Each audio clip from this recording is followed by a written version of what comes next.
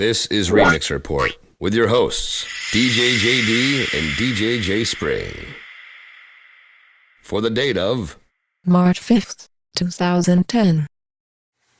Alright everybody, welcome to episode 23 of Remix Report.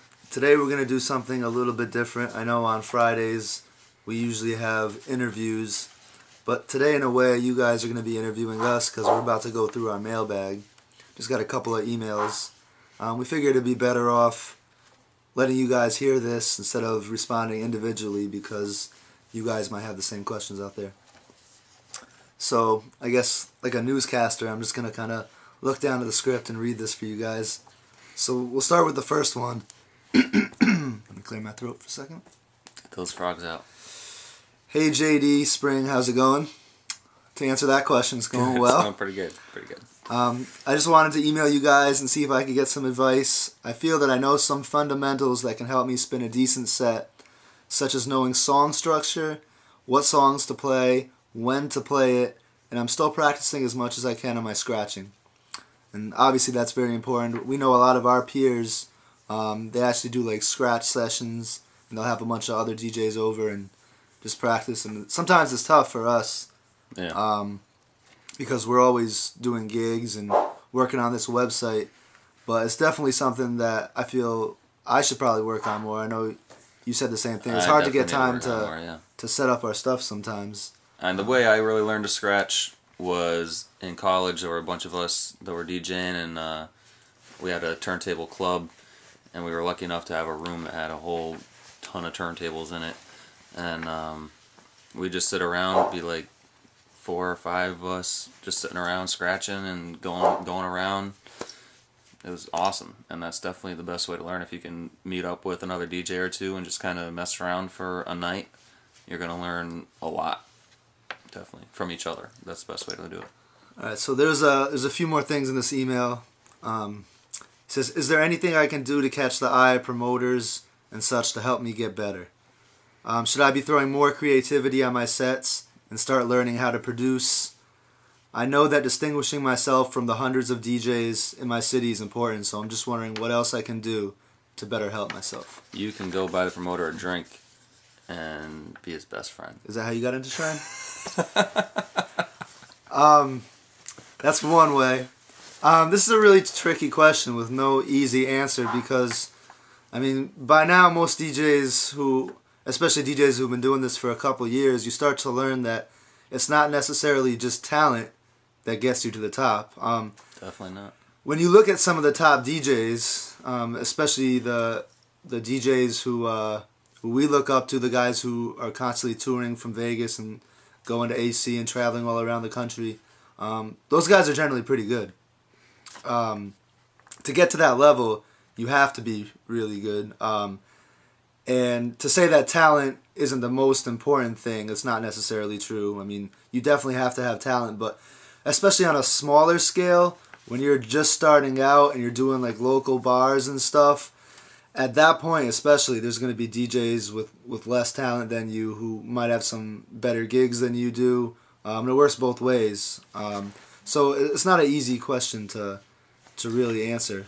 No, it could definitely be about who you know. If you went to high school with the guy who's promoting the bar or the club down the street, then you probably have a better chance than the other dude. And yeah, it's always just a give and take. You'll find sometimes there is a promoter that heard you're really good and wants to try you out, or a promoter that does really care about the talent, and they're the ones worrying about bringing in the people.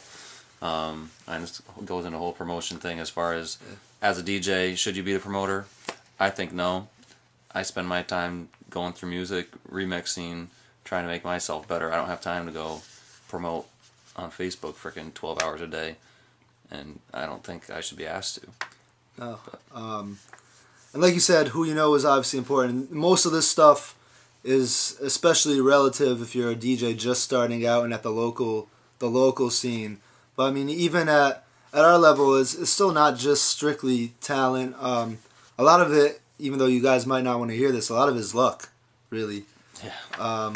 You just gotta catch a break. I know someone hit me up on Twitter I think it was actually the same person who asked me this question, actually, and they said something about my schedule, and basically I'm just fortunate that I have a few residencies where I feel very comfortable, and I've kind of finally gotten to my groove, and I know the same thing with you, especially since we're both in a lot of the same places.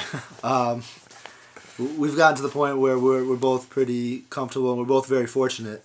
Extremely. I mean, we're very lucky to be in the area we're at the time that we're here, with the talent that we have. I mean, that's really what it boils down to, and yeah, very lucky. So and we're the reason I say we're especially fortunate is the places that we're at are very good places, and we count on them being around for a little while. And it's not always like that as a DJ, especially when you're in the local circuit, because places are always opening and closing, and that's why it's important to try to make as many connections as you can, because you never know when you need them.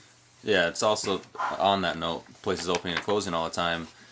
It can suck because the place you're playing at could just be gone like that. But if you are making those connections, if you're networking with people, I mean, networking is the key. Networking, whether it's on Facebook, better to be in person, have people meet you and see you. But if that place closes down, maybe the dude you were networking with who didn't have anything for you a week ago decides they're going to promote there or even buy the spot, and then you have your in.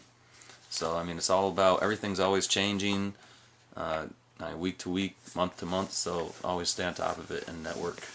It's kind of funny, because whenever I do anything for this site, pretty much, whether it's doing an editorial or even answering these questions, and we start getting off into these other topics, and we could easily do another video about what JD just said. And I know it's very important to just in general be a good dude, be helpful to other DJs, because you never know when you're going to need them to hopefully return a favor for you.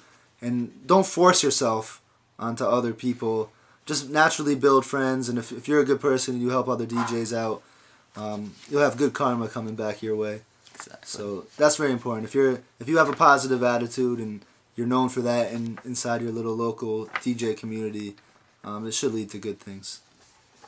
So let's get back to the rest of this. He also asked about creativity in his sets and learning to produce. That definitely helps. As we've mentioned a couple times on the site, DJs nowadays are pretty much expected to have their own remixes, and maybe not so much at the local level if you're just starting out, but if you want to keep moving up and keep advancing, it is kind of important, I'd say, to have your own stuff. Yeah, if you're in a local spot, a bar in your town or whatever, it's not necessarily a big deal to be doing that, but if you want to move to the next level, if you want to play at the big club in your nearest city, you definitely need to probably be doing that, or at least have access to some really good stuff that other DJs in your area don't have. It's definitely, you always got to set yourself apart somehow, whether that be having the hottest new remixes that everybody's talking about, or bringing the most people to the club. Whatever it happens to be, you got to set yourself apart. And a lot of people, I've come to learn, a lot of people who actually book DJs for different clubs definitely have some musical background, believe it or not. There's a lot of DJs themselves who work in clubs and book other DJs, so that's where that kind of comes into play a little bit. If they maybe respect your remix and production work, they might be more likely to book you. And when you talk about just promotion in general, doing remixes is actually a very good way of promotion, because I mean, when you put your stuff on different sites, you always include in the ID3 tag, you include your website. If you were to say put your stuff on DJ City, they always list your website, your Twitter. So that's a very good way of promotion.